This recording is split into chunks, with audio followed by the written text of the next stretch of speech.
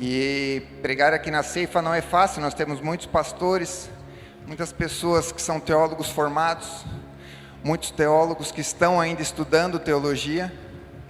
E de manhã eu fiz uma charada para testar o conhecimento dos nossos teólogos e ninguém acertou. E eu peço para que todo mundo que esteve aqui pela manhã não fale qual a resposta da charada. A pergunta para que você esteja um pouco mais relaxado e eu também possa relaxar. Queria perguntar para você, você sabe por que Noé, durante o dilúvio, ele não pôde pescar? Você sabe essa charada? Lubiana não sabe, Lubiana? Ninguém mais? Porque ele só pôde levar um casal de minhocas. Ele não podia gastar pescando. Não é? Obrigado pela risada, Valéria. Deus te abençoe. Queria convidar vocês para nós lermos o texto base da palavra de hoje. Está em Atos capítulo 17, versículo 22 em diante.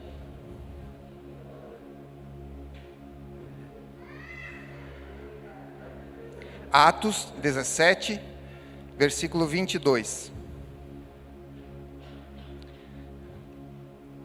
Diz assim: Então Paulo levantou-se na reunião do Areópago e disse: Atenienses, vejo que em todos os aspectos vocês são muito religiosos, pois andando pela cidade, observei cuidadosamente seus objetos de culto e encontrei até um altar com esta inscrição: ao Deus desconhecido. Ora, o que vocês adoram, apesar de não conhecerem, eu lhes anuncio. O Deus que fez o mundo e tudo o que nele há, é o Senhor do céu e da terra, e não habita em santuários feitos por mãos humanas. Ele não é servido por mãos de homens, como se necessitasse de algo, porque Ele mesmo dá a todos a vida, o fôlego e as demais coisas. De um só fez Ele todos os povos, para que povoassem a terra, tendo determinados tempos anteriormente estabelecidos e os lugares exatos em que deveriam habitar. Deus fez isso para que os homens o buscassem e talvez, tateando, pudessem encontrá-lo, embora não esteja longe de cada um de nós. Pois nele vivemos, nos movemos e existimos, como disseram alguns dos poetas de vocês. Também somos descendência dele. Assim, visto que somos descendência de Deus, não devemos pensar que a divindade é semelhante a uma escultura de ouro, prata ou pedra, feita pela arte e imaginação do homem. No passado, Deus não levou em conta esta ignorância, mas agora ordena que todos, em todo lugar, se arrependam. Pois estabeleceu um dia em que há de julgar o mundo com justiça, por meio do homem que designou. E deu provas disso a todos, ressuscitando-o dentre os mortos. Quando ouviram sobre a ressurreição dos mortos, alguns deles zombaram, e outros disseram: a esse respeito nós o ouviremos outra vez. Com isso, Paulo retirou-se do meio deles. Alguns homens juntaram-se a ele e creram. Entre eles estava Dionísio, membro do Areópago, e também uma mulher chamada Dâmaris, e outros com eles. Até aqui por enquanto. Então Paulo, ele fez algumas viagens missionárias por toda a região ali do Oriente Médio e foi até a Turquia. E na sua segunda viagem missionária, ele chegou até a Grécia. Ele foi lá na cidade de Atenas, capital da Grécia, até os dias de hoje. Quando ele chega lá na Grécia, a Bíblia fala um pouco antes do texto que nós lemos, no versículo 16, que ele ficou profundamente indignado com a quantidade de ídolos que ele encontrou lá naquela cidade. E nós sabemos, os gregos, eles têm uma mitologia que ficou conhecida no mundo inteiro. Eles tiveram diversos deuses, nós conhecemos vários nomes, por exemplo, Zeus, Apolo, Diana, Eros, Afrodite, enfim, são dezenas e dezenas de deuses que nós conhecemos na mitologia. Inclusive, algumas pessoas você deve conhecer que têm nomes desses deuses gregos, que fazem parte da mitologia grega. E se estima que os gregos tinham, já naquela época, cerca de 30 mil ídolos em toda a cidade. 30 mil. A frase que se falava é que era mais fácil encontrar um Deus do que um homem, quando você fosse para Atenas. E não sei se você lembra, na Grécia, quando você vê um cartão postal que fala da Grécia, sempre tem um prédio muito antigo com colunas circulares, que é chamado Paternon, que fica lá naquele monte mais alto da Grécia. Aquele monte era o monte onde ficavam as estátuas dos 12 deuses principais para os gregos. E logo abaixo desse monte havia um local descampado que se chamava Areópago, que era o local onde os gregos discutiam as suas filosofias, as suas ideias. Os homens contrapunham-se uns aos outros, faziam perguntas e discutiam. Era ali o centro daquele conhecimento que a Grécia tinha na época. Era onde os homens, os pensadores, se encontravam. E é nesse local, no Areópago, que Paulo faz o discurso que nós lemos aqui no capítulo 17. Paulo se levanta e fala da idolatria deles, e ele chega e fala: vocês cultuam até mesmo um Deus desconhecido. Pois ele tinha andado pela cidade e ele viu um altar onde aqui embaixo estava escrito: ao Deus desconhecido. E a Bíblia não conta de onde veio o Deus desconhecido, mas nós temos inúmeros relatos históricos escritos por vários historiadores daquela época, que explicam de onde veio esse Deus desconhecido. E essa história é o seguinte: se estima que lá por volta de 500, 600 anos antes de Cristo, a cidade de Atenas ela foi assolada por uma praga muito grande. Uma praga que trazia morte para as pessoas, trazia morte para os animais, e a destruição estava muito grande. E eles começaram a entrar em desesperos. E como eles faziam, eles que eram uma sociedade idólatra, eles iam e sacrificavam diante dos seus deuses para que essa praga cessasse. E eles tinham sacrificado já para todos os deuses e nenhum deu jeito. A praga continuava matando pessoas. E eles foram se desesperando. Chegou ao tempo em que todos os deuses já tinham recebido sacrifícios e a praga não havia cessado. E aí eles lembraram de um homem chamado Epimênides. Esse homem era um grego que vivia na ilha de Creta. É uma ilha que até hoje pertence à Grécia, fica ali no mar Mediterrâneo. E esse homem era tido como filósofo, como sábio. Inclusive na carta de Tito, Paulo fala uma citação desse próprio Epimênides. Tito, acho que é no capítulo 1 ainda. Ele cita, ele era um sábio conhecido em toda a terra. E os gregos chamam ele para ajudar. Só que Epimênides, ele tinha dois problemas. Porque além dele ser um sábio, ele era um maluco. E por que ele era maluco? Porque ele cria em um Deus único, que era loucura para os gregos da época, que tinham incontáveis deuses. E para piorar a fama de Epimênides, o Deus que ele cultuava, ele era invisível. Não havia estátua, não havia a forma do rosto para que as pessoas reconhecessem. E Epimênides vai então até Atenas, ele atende esse chamado, e lá ele diz para as pessoas de Atenas, que separassem um grupo de ovelhas, e que soltassem ela pela cidade. No local que essas ovelhas se sentassem, diante da estátua de quem essas ovelhas sentassem, que elas fossem ali sacrificadas, que a praga ia cessar. E eles fazem isso, separam as ovelhas, e as ovelhas começam a passar pela cidade, e passam pela estátua de Zeus, passam pela estátua de Diana, passam pela estátua de Apolo, e não se assentam em lugar nenhum, até que elas chegam num lugar descampado, onde não havia estátua nenhuma, onde não havia nenhum ídolo, ali elas se assentam. E a história diz que elas foram ali sacrificadas, seu sangue foi derramado, e toda a Grécia foi salva, aquela praga cessou. E os gregos então, como eles têm a mente voltada para a idolatria, eles foram até Epimênides. Me diga o nome do seu Deus, que nós queremos fazer uma estátua para ele. E Epimênides disse: o meu Deus não tem nome, eu não sei o nome dele, simplesmente é o único Deus que existe, ele é Deus. Então eles vão e fazem o quê? Fazem um altar, e no nome do altar eles colocam o nome ao Deus desconhecido. Muito bem. Enfim, e voltando a falar especificamente de Atenas, ela era a cidade mais culta do mundo na época. Era o berço da civilização. A civilização grega foi talvez a primeira grande civilização. Formaram um império que dominou boa parte do mundo conhecido na época. E lá era o berço também da filosofia. Esses filósofos antigos que nós conhecemos, Aristóteles, Sócrates, Platão, né? Existem inúmeros, são filósofos gregos, que discutiam e iam a fundo nas questões da vida, nas questões existenciais. Eles procuravam algo mais profundo, procuravam discorrer os pensamentos, buscar sabedoria, buscar conhecimento. Era um povo muito culto. E a cultura grega também era muito forte. Ela se espalhou por toda a época, por todo o mundo. Tanto é que alguns séculos depois, o mundo passou agora sob o domínio do Império Romano. Mas o Império Romano, ele era um império que conquistava militarmente as nações, conquistava os territórios. Mas a cultura permanecia mais forte, a cultura grega.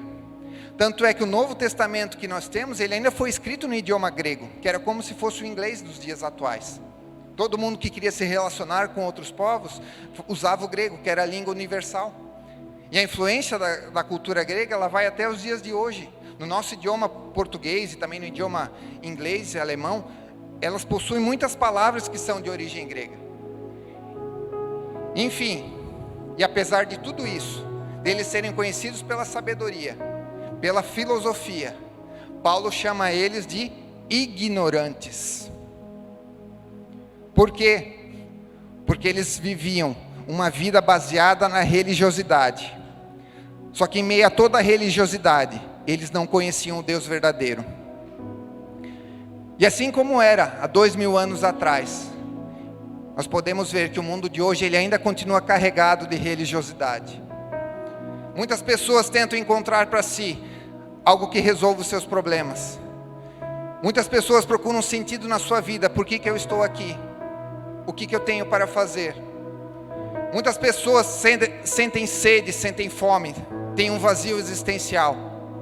E têm procurado, através da religiosidade, fazer atos, fazer sacrifícios com as suas próprias mãos, que possa resolver os seus problemas. Esse é o mundo de hoje. E aí nós somos bombardeados por um monte de filosofias idiotas, por estilos de vida, por ideias que passam no GNT e outros canais porcaria desse mundo. Ideologias que são colocadas para nós. E as pessoas infelizmente são enganadas. Elas vão atrás dessas coisas, vão atrás de superstições, de magias, de mandingas, de esoterismo.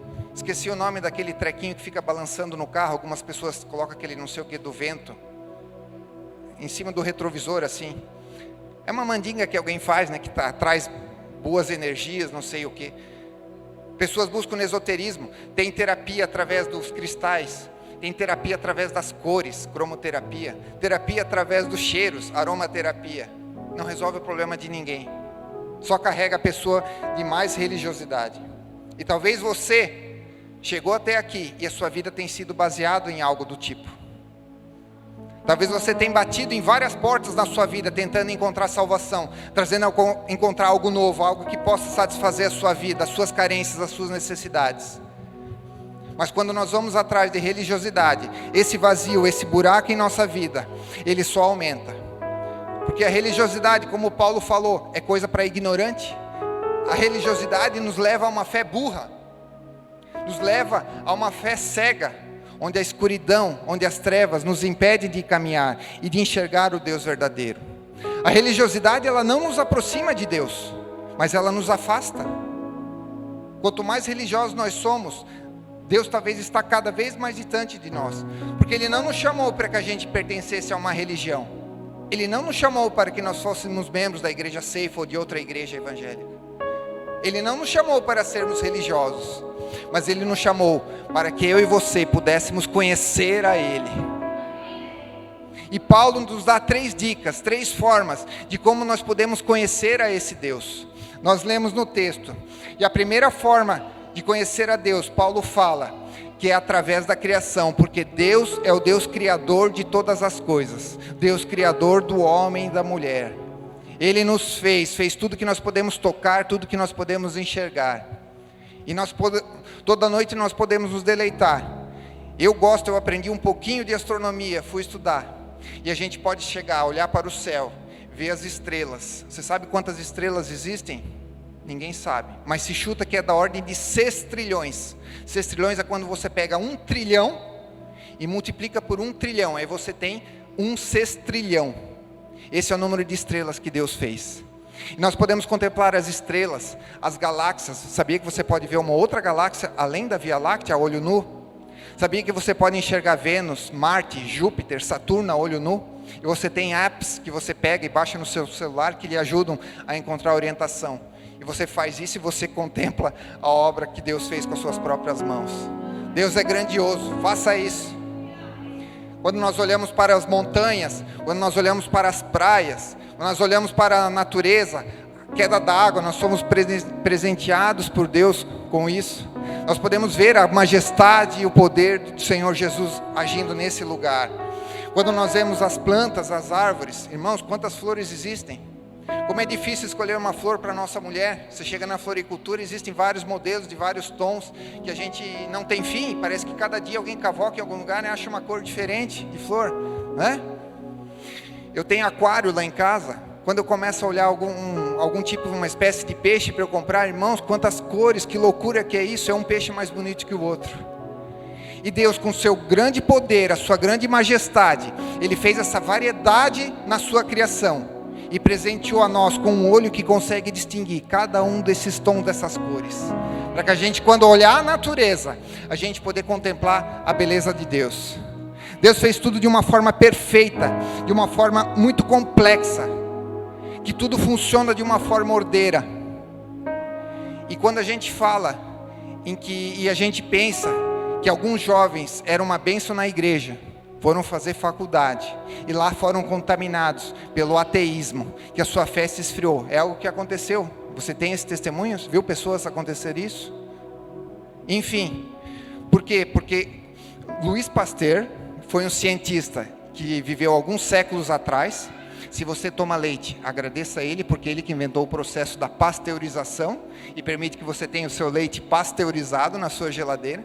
Louis Pasteur, ele falava que um pouco de ciência nos afasta de Deus, mas muita ciência nos aproxima de Deus, porque quando nós começamos a ver e estudar a complexidade, a perfeição lá nas minúcias, lá na menor partícula do átomo, a estrela maior que existe nos céus, nós vemos que somente é possível através da ação de um Deus poderoso.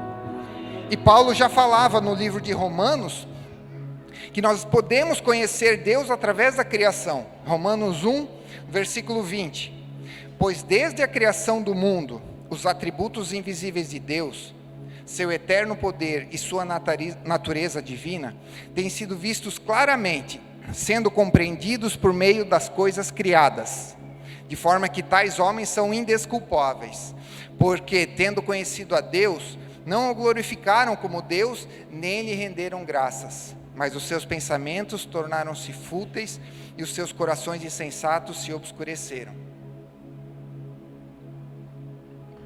Então ele deixa claro, se você observa toda essa grandeza e esse poder manifesto na criação, e não reconhece a mão de Deus ali, é indesculpável. Você não tem desculpa para dizer que não conhecia Deus. Quer conhecer a Deus? Sai aqui do teto, olhe para o céu, você vai conhecer a Deus já através da criação dele. Segunda forma pela qual Paulo fala que nós podemos conhecer a Deus, porque Deus é aquele que mantém, aquele que sustenta, aquele que governa todas as coisas. Deus está agindo em nosso meio, no nosso dia a dia, no dia que nós nascemos, até no dia que nós morrermos. Deus sempre esteve cuidando de nós. Ele fala que por Ele nós vivemos, por Ele nós nos movemos e por Ele existimos. O que fala isso? Nós vivemos, fala de Deus nos cuidando hoje. Nos movemos quando nós vamos para o futuro que Deus nos cuida. Quando fala que nós existimos desde o passado, Deus nos criou e nos colocou aqui na terra com um propósito. Então Deus o tempo todo Ele tem nos sustentado e cuidado e nos livrado. Você estar vivo até os dias de hoje, ter passado pela epidemia, por acidentes, pelo chinelo da sua mãe e ter sobrevivido até aqui, é porque Deus tem sustentado a sua vida, tem trazido força para você. Nós cantamos, é um versículo bíblico, porque dele, por ele e para ele são todas as coisas. Tudo está nas mãos desse nosso Deus. Então Ele estabeleceu leis naturais, como leis da gravidade, lei da eletricidade, todas as leis físicas que você aprendeu ou não quando foi na escola, foram Deus que estabeleceu e essas leis regem o universo. Leis espirituais Ele também nos deu. Só que além disso, das leis naturais, as leis espirituais que regem e fazem com que todo esse universo criado esteja em movimento, em funcionamento, Ele também pode vir com uma intervenção específica, realizando milagres, porque Ele é um Deus que age naturalmente no sobrenatural. Amém? Terceira forma que Paulo fala de como nós podemos conhecer a Deus. Ele fala que Deus, além de ser o Criador, além de ser o provedor, Ele também é o nosso Salvador. Ele fala isso no versículo quando ele diz que o verdadeiro Deus é aquele que ressuscitou dos mortos. Talvez você esteja em dúvida, talvez a sua mente esteja dividida. Deixa eu dizer para você de uma forma bem clara: o único e verdadeiro Deus se chama Jesus Cristo de Nazaré. Jesus Cristo é o nosso único e verdadeiro Deus. Jesus Cristo, Ele foi crucificado de uma forma voluntária. Ele se entregou para morrer na cruz, no meu e no seu lugar, para que nós tivéssemos de novo acesso diante do Pai, para trazer salvação para as nossas vidas. A Bíblia fala que Ele se entregou como um cordeiro mudo, ou seja, Ele não abriu a boca, Ele não reclamou, Ele não murmurou, mas Ele ofereceu a sua vida de forma voluntária, e foi morrer na cruz. A Bíblia fala que Ele era um cordeiro sem mancha, sem mácula, sem defeito. Por quê? Porque em Jesus não havia nenhum pecado. E Ele então, a ovelha sem pecado, foi sacrificada e derramou seu sangue para que eu e você, cheios dos nossos pecados, tivéssemos nossos pecados arrancados, esquecidos e perdoados. E hoje nós podemos chegar de novo na presença de Deus, com a nossa alma purificada pelo sangue de Jesus Cristo. E não parou por aí. O Cordeiro de Deus, Ele ressuscitou dos mortos. É isso que Paulo quer deixar enfático para os gregos, que não criam na ressurreição. Esse nosso Jesus, Ele venceu a morte, venceu o inferno, derrotou o diabo, e Ele veio de novo, de volta à vida, e essa vida Ele tem para nós. Você que vive aí cabisbaixo, vive uma vida oprimido pelo diabo, com depressão, pensamentos de suicídio, pensamento de morte, Jesus tem vida para você. Chegue diante de Jesus. Paulo dá uma outra boa notícia para nós, na verdade uma excelente notícia. Ele fala que esse Deus não estaria longe de nós, mas Ele está perto de nós. Significa que nosso pecado não afastou a presença de Deus. Deus não está tão longe que não pode ser alcançado. Na verdade, Deus está tão perto de você, que Paulo fala que mesmo tateando você pode tocar nele. Você sabe o que é tatear? É aquilo como essa noite, nós ficamos sem luz por quase 24 horas, não tinha luz em casa. Para a gente andar em casa, a gente tinha que ir tateando para não esbarrar o nosso nariz contra a parede. E Paulo fala que nós podemos fazer assim com Deus. Mesmo se na sua vida você não enxerga a saída, mesmo que na sua vida você seja cego por uma ideologia, seja cego por um vício, todas essas trevas, essa escuridão, você alcança Jesus se estender a mão, porque a mão dele está estendida na sua direção. Não pense que não há saída para você, há saída para você. Jesus está com a mão estendida para lhe salvar. Ele quer se revelar, quer se tornar conhecido para você. A Bíblia fala também que essa revelação de Deus se dá apenas através de Jesus. Nós só conhecemos a Deus através de Jesus. Por quê? Porque Jesus é o próprio Deus. Quero ler com vocês 2 versículos que deixam isso muito claro. Primeiro é João 1, no versículo 18. Ninguém jamais viu a Deus, mas o Deus unigênito, que está junto do Pai, o tornou conhecido. E outro versículo, Hebreus 1, 3. O Filho é o resplendor da glória de Deus e a expressão exata do seu ser. Quer conhecer a Deus? Olhe para Jesus. Ele é a expressão exata do ser. E Jesus então revelou não apenas a natureza de Deus para nós, mas Ele revelou também todos os atributos que Deus tem. Sempre se tinha um conhecimento de que Deus era um Deus de amor. E Jesus veio aqui na terra. Por amor, Ele se entregou para morrer na cruz em nosso favor. Ele demonstrou o atributo do amor. Deus é um Deus misericordioso. E Jesus veio aqui na terra e teve misericórdia das pessoas. Ele andava com os excluídos da sociedade. As pessoas que para os outros não tinham nenhum valor, com as prostitutas, com os paralíticos, com os mendigos. Jesus demonstrou o atributo da misericórdia. Desde o Antigo Testamento se falava no Deus que curava. E Jesus veio aqui à terra e demonstrou o atributo da cura. Deus era o Deus que agia e fazia milagres pelo seu povo. Jesus veio aqui à terra e fez milagres, andou sobre as águas, multiplicou os pães. A Bíblia diz que nem em todos os livros da terra teria espaço para escrever todos os milagres que Jesus fez. Então ele revelou todos os atributos que Deus tinha. E para não ficar dúvidas acerca da religiosidade ou não, a Bíblia fala em João 14,6, de forma inequívoca, como nós conhecemos a Deus. Respondeu Jesus, ele mesmo declara então: eu sou o caminho, a verdade e a vida. Ninguém vem ao Pai, a não ser por mim. Então Paulo, ele esclarece para os atenienses como eles podiam conhecer a Deus, o Deus Jesus Cristo, como eles podiam ter acesso a esse Deus. Só que eles não conheciam Deus há 500, 600 anos antes de Cristo. E ao decorrer do tempo, vários séculos se passaram. Jesus veio à terra, morreu e foi ressuscitado. Nos anos seguintes, Paulo se converte e começa a espalhar o evangelho que chegou até nós aqui. Mas mesmo assim, com aquela pregação, os gregos ainda não conheceram a Deus. Deus continuou sendo para eles um Deus desconhecido. E infelizmente, como muitos cristãos hoje em dia, Deus ainda continua sendo um desconhecido. Muitos cristãos hoje em dia têm um contato inicial, são tocados por Jesus, se emocionam, são curados, Deus opera um milagre, mas eles param por aí e não caminham mais com Jesus.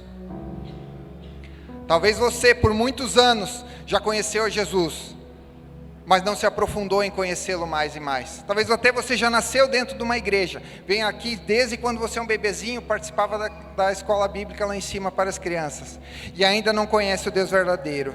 Ele pode continuar sendo desconhecido para você. Mas a Bíblia tem uma instrução muito séria para eu e você. Em Oséias 6, no versículo 3. Eu vou ler em outra versão, na versão Almeida Revista e Atualizada. Ela diz assim: conheçamos e prossigamos em conhecer ao Senhor.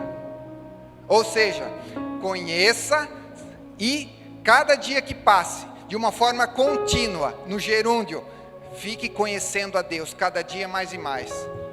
Desde quando você acorda até a hora que você vai dormir, Deus diz que você tem que ter conhecido um pouco mais dele naquele dia. Esse é o mandamento. Nós não podemos estacionar com um contato superficial de Deus. Quando se fala em conhecer, a gente vai olhar na língua hebraica, que é onde foi escrito o Antigo Testamento. A palavra hebraica para conhecer é yada. Yada. E no hebraico, conhecer tem um sentido um pouco diferente do que é para nós. O conhecer que nós temos é no sentido, você conhece o Michael Jackson? Conheço, eu tenho algumas informações, a gente olha no Wikipedia, a gente sabe quem é o Michael Jackson. Mas no hebraico isso não é conhecer. Conhecer tem a ver com algo mais prático, algo mais experimental, em que você convive, tem experiências com aquela pessoa, para aí sim você conhecê-la. Quando você passa tempo junto, quando você desenvolve um relacionamento, quando você gasta ali o seu tempo buscando ter mais intimidade e se desenvolver nisso. Então quando a Bíblia fala para nós conhecermos o Senhor e prossigamos a conhecer, não fala em buscar mais informações a respeito de Deus, mas sim a desenvolvermos nosso relacionamento. Isso é assim entre nós, homens e mulheres. Nós conhecemos outra pessoa, passando o tempo junto, gastando o nosso tempo junto. Eu já estou com a Lubiana há 22 anos, entre namoro e casamento. E eu conheço as qualidades dela, que são inúmeras, os pouquíssimos defeitos que ela tem, tudo que ela gosta, o que ela não gosta. Mas eu não conheci isso porque eu fui lá na polícia, olhei a ficha corrida, estudei as informações que ela tinha em secreto. Eu fiz isso porque eu tenho convivido com ela. E eu sempre faço questão de o meu fazer lazer é com ela. Passar tempo, não fazer nada é junto. Eu já falei de manhã, quando eu vou lavar louça, eu chamo a Lubiana, vem aqui comigo, eu quero ficar conversando contigo. Quando eu estou lá esfregando o chão do banheiro, eu digo, Lubiana, vem comigo, eu quero passar tempo contigo. Quando eu estou passando roupa, eu digo, Lubiana, vem aqui ficar comigo, eu quero ter mais contato com você, mais relacionar. O pessoal da manhã não acreditou muito, eles riram como você, mas hoje, agora à noite ela está aqui, você pode perguntar para ela. Então, da mesma forma, nós devemos fazer para conhecer a Deus. Não apenas buscar informação, mas desenvolver um relacionamento. Quando nós tentamos conhecer a Deus apenas através de informação, não acontece transformação nas nossas vidas. Nós só acumulamos conhecimento. Mas nós só somos transformados quando nós nos relacionamos com esse Deus. E Ele vem mudar as nossas vidas. Ele vem mudar aquilo que nós somos. Além de outros cristãos que não conhecem a Deus, apenas o conhecem de forma superficial, existe um outro tipo de cristão. O cristão que conhece a Deus da forma errada. O cristão que conhece a Deus com uma visão distorcida de quem Ele é. Esse é o cristão que acha que Deus é o seu empregado. É o cristão que acha que Deus é obrigado a fazer todas as coisas, de dar tudo o que você quer. O cristão que acha que Deus é o gênio da lâmpada, que você tem direito a fazer os desejos, Ele faz assim e aparece na sua vida. Não, irmãos, Deus não é assim. Há uma frase muito conhecida que fala que o maior presente que Deus tem é a sua presença. Alguns querem os presentes, mas não querem a presença. Deus quer desfrutar da presença, quer que a gente desfrute da presença dEle e viva esse relacionamento com Ele. Ele pode nos derramar presentes e bênçãos. Escute, Deus é um Deus abençoador. Ele já distribuiu muitas coisas na minha e na sua vida. E Ele tem muitas coisas ainda para derramar. Ele quer nos abençoar. Mas o pastor Luiz Hermínio, o apóstolo Luiz Hermínio, ele é de Itajaí, em Santa Catarina. Ele falou uma frase que eu até falei na célula esta semana. Que a maior bênção que Deus tem para nós... Aliás, a frase dele, que a bênção não é algo que você pega, mas é um lugar que você entra. Porque quando a gente entra na bênção, que é a presença do Senhor, Ele pode fazer as coisas que são melhores para a nossa vida. Então, mulheres da Ceifa, pastora Mara, Lubiana, Laís, eu sei que todo dia pela manhã vocês acordam, abrem os seus olhos, vocês levantam as mãos para os céus. Deus, obrigado pela bênção que é o meu marido.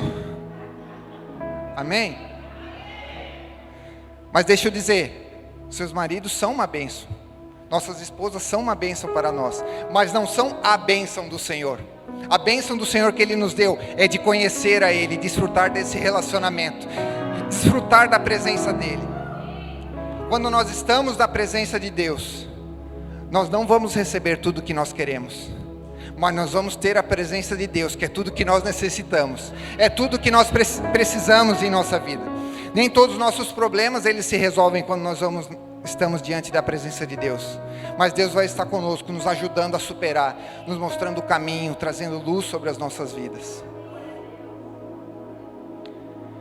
E de uma forma muito triste ainda, eu tenho que comunicar a vocês que existe um terceiro tipo de cristão. E esse para mim é o pior de todos. É o cristão que faz de conta que não conhece a Deus. Ele faz de conta, ele finge que ele não conhece. Veja bem, o exemplo de Paulo, ele estava lá no covil das feras. Estava lá no Areópago, na Grécia, cercado por 30 mil estátuas. Ao redor da mitologia. Todos os filósofos fazendo perguntas a ele. Ele não afinou, ele não amarelou, ele não deu para trás, mas ele encarou, ele falou: Jesus é o Deus verdadeiro, é aquele que ressuscitou dos mortos. Mas às vezes, eu e você, nós fingimos que não conhecemos a Deus. Quando alguém conta uma piadinha suja sobre Jesus, quando alguém fala mal da igreja e nós rimos, quando alguém fala de dízimo, fala mal do pastor, vai dar dinheiro para o pastor, para a igreja, faz uma piada suja qualquer e nós participamos disso. Talvez nós mesmos tenhamos guardado no nosso coração alguma piada para poder interagir com as pessoas e quebrar o gelo.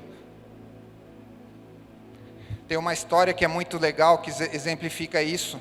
Fala de um moço que ele congregava numa igreja e ele foi chamado para servir ao exército. E a igreja então orou e abençoou o envio, ele foi. Um ano depois, esse moço volta para a igreja. E ele pergunta para o pastor se ele poderia testemunhar durante o culto como foi esse período. O pastor deixa.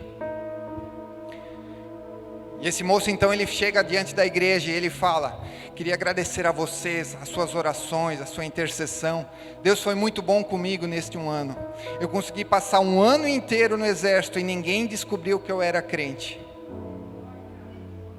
Você pegou? Ele conseguiu fingir por um ano que ele era crente.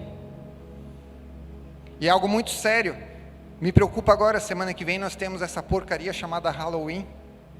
Essa festa que é uma festa para celebração dos demônios, que celebra a morte, que celebra o inferno. Tem contaminado e poluído a mente das nossas crianças com isso. Talvez no seu condomínio, no seu prédio tenha festa, na sua escola alguém queira fazer uma celebração desse tipo. E pior de tudo, é ver pessoas que se dizem cristãs participando dessa festa, decorando suas casas, comprando doces para dar para as crianças. Quem sabe até vestindo seus filhos de bruxinha, de Harry Potter e outras porcarias aí. Irmãos, deixa eu lhe falar. Jesus nos chamou para sermos a luz do mundo, para brilhar em meio às trevas, para brilhar em meio à falta de conhecimento, para brilhar onde não há discernimento. Mas muitos de nós, fazendo de conta que não conhecemos a Deus, vamos lá e apertamos no interruptor que apaga essa luz. E quando nós fizemos isso, nós nos misturamos às trevas, à escuridão, e estamos tão perdidos quanto as outras pessoas que ainda não conheceram a Jesus. Nós temos uma responsabilidade a partir do momento que nós conhecemos a Jesus, que é levar as demais gerações a conhecerem a esse Deus. Nós aprendemos há 2 semanas atrás no seminário sobre gerações. Põe ali o texto de Juízes 2:10, por favor. Ele fala do que nós não devemos fazer. Depois que toda aquela geração foi reunida a seus antepassados, surgiu uma nova geração que não conhecia o Senhor e o que Ele havia feito por Israel. Seus filhos, seus vizinhos, seus familiares, as próximas gerações têm sido ensinadas a respeito de um Deus verdadeiro que ressuscitou dos mortos e tem salvação para eles. É nossa responsabilidade. Jesus disse isso para nós e foi inclusive um mandamento que Ele deu para que condicione a volta dele a essa terra. Quando Jesus disse que Ele voltaria? Mateus 24:14. Jesus falou: e este evangelho do reino será pregado em todo o mundo como testemunho a todas as nações, e então virá o fim. Nós precisamos pregar o evangelho em todo canto dessa terra, para que Jesus volte. E quando nós fazemos isso, aqui no Brasil, talvez ainda é um pouco simples, porque todo mundo já ouviu falar de Jesus. Aqui no Brasil, nós somos imersos numa cultura cristã, celebramos Páscoa, celebramos Natal, a pessoa sabe que tem o feriado, ela já ouviu falar de Jesus, ela sabe, ela se depara com igrejas em quase toda esquina, ela entra numa repartição pública, tem uma cruz, alguns até falam, está lá o magrão pendurado, né? Porque Jesus Cristo tem sempre uma representação que ele era muito magro. Então as pessoas já ouviram falar de Jesus. Só eu fiquei assustado quando eu ouvi relatos de missionários brasileiros que estão evangelizando em alguns países como a Europa, França, Itália e Inglaterra. E lá eles relatam que as pessoas não conhecem Jesus há várias gerações. A pessoa nunca ouviu falar de Jesus, porque seu pai nunca ouviu falar de Jesus, a sua mãe, sua avó nunca ouviu falar de Jesus. E a cegueira vai tomando conta de uma nação inteira. Por quê? Porque uma geração anterior não se preocupou em mostrar Jesus para a geração seguinte. Não fuja dessa responsabilidade. Que você possa assumir isso na sua vida. O Ministério do Louvor pode se preparar. Pode se preparar para subir. E nós temos a partir da segunda-feira, dificilmente alguém aqui trabalha no domingo, mas se alguém trabalhar também faz parte. Na segunda-feira nós sempre saímos para trabalhar cedo das nossas casas, trabalhamos até determinada hora, isso se repete todos os dias, até sexta, alguns até sábado. E nós batalhamos isso vários anos da nossa vida. Vamos atrás da nossa carreira, da nossa profissão, em conquistar coisas, conquistar bens, conquistar fama, sermos bem-sucedidos nas nossas áreas. E isso é tudo muito bom, Deus se alegra quando nós fazemos isso, quando nós nos esforçamos. Só que Deus fala que tem algo muito mais nobre do que fazer o nosso nome conhecido. Ele fala que nós não fomos chamados para fazer nosso nome conhecido, mas para fazer o nome dele conhecido em todas as nações. Jesus quer usar a sua vida para que o nome dele seja conhecido por cada homem, cada mulher nesta terra. A partir do exemplo que nós temos aqui, que nós lemos do Deus desconhecido, a nossa vida, ela tem que ser um altar totalmente consagrado e oferecido a Jesus.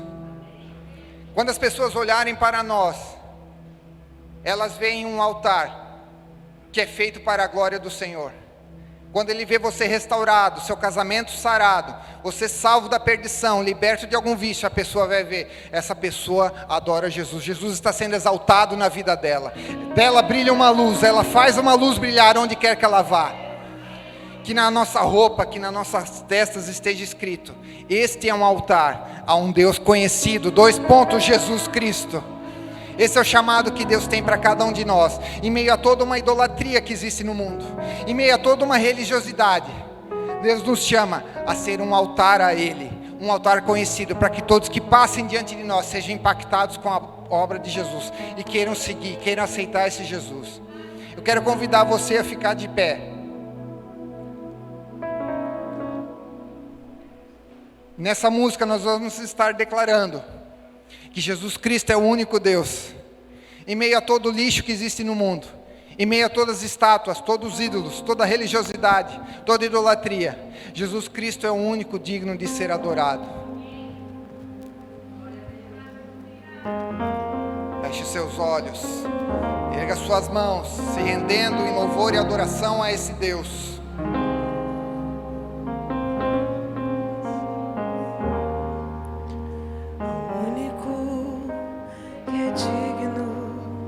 De receber a honra e a glória, a força e o poder, ao Rei eterno e imortal, invisível, mas real. A Ele ministramos o louvor.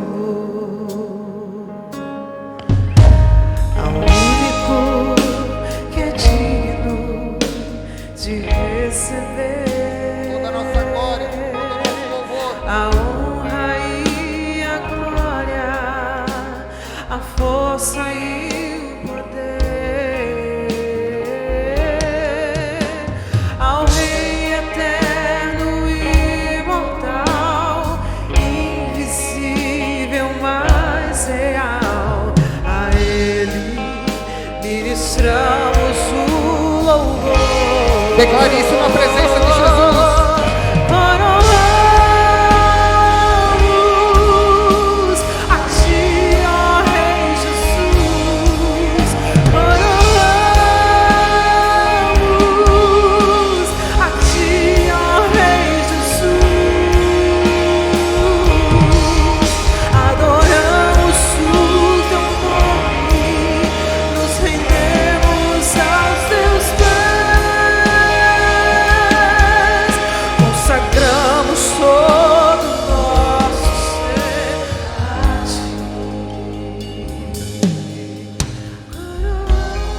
Em Atos, ainda no versículo 32 do capítulo 17, fala que os gregos, quando ouviram sobre a ressurreição dos mortos, alguns deles zombaram, outros disseram: a esse respeito nós ouviremos outra vez.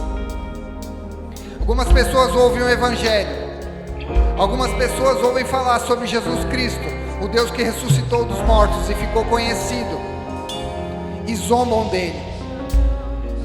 Outros deixam para outra hora, dizendo: eu quero ouvir mais, eu não estou convencido ainda. Mas existem alguns homens que tomam uma decisão de se juntar àqueles que exaltam o nome de Jesus Cristo, que creem na palavra dele e se rendem diante dele. A Bíblia fala que lá Dionísio, uma mulher chamada Dâmaris e outras pessoas se juntaram a Paulo, reconhecendo a Jesus Cristo como Senhor das suas vidas. Quero convidar você que não conhece a Jesus, você que quer entregar a sua vida a Jesus, que você saia do seu lugar, com coragem e com ousadia, venha aqui na frente, nós queremos orar por você. Lembre-se que não importa o seu pecado, Jesus continua perto de você, Ele está com as suas mãos estendidas, esperando que você dê um passo na direção dEle. Ele quer lhe restaurar, Ele quer transformar a sua vida, quer colocar sobre você experiências que você nunca teve. Ele quer tirar você da cegueira, da idolatria e da religiosidade. Senhor Jesus, nós oramos diante da Tua presença. Nós queremos dizer, Senhor, que nós consagramos tudo aquilo que nós somos, tudo que nós temos, tudo que nós pensamos, tudo que nós sentimos a Ti, Senhor. Faz das nossas vidas, Pai, um altar a um Deus conhecido. Que em nossas vestes esteja declarado que o único Deus verdadeiro que existe é Jesus Cristo, o Deus que ressuscitou dos mortos e que traz salvação para cada um de nós. Eu quero orar pelos irmãos corajosos que vieram aqui na frente, Senhor. Queremos orar por aqueles que ainda não Te conheciam, mas hoje querem entregar sua vida para Ti.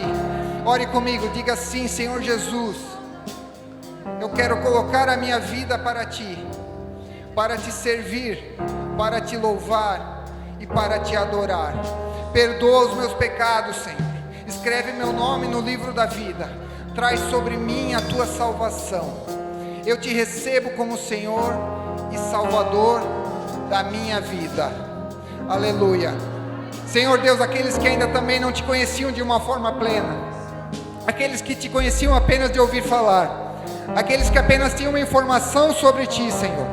Deus, que hoje Tu estejas fazendo cair as escamas dos olhos. Tira os muros, as paredes, as correntes que aprisionam o coração. Que Tu sejas plenamente revelado sobre a vida de cada um.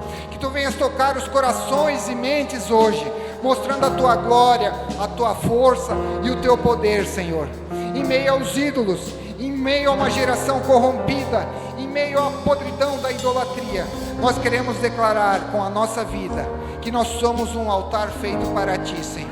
Tu és o Deus conhecido, revelado através da pessoa de Jesus Cristo. Nós queremos Te honrar, Senhor, com tudo aquilo que nós temos e fazemos. Em nome de Jesus, declara amém e aplauda o Senhor por tudo que Ele fez em sua vida.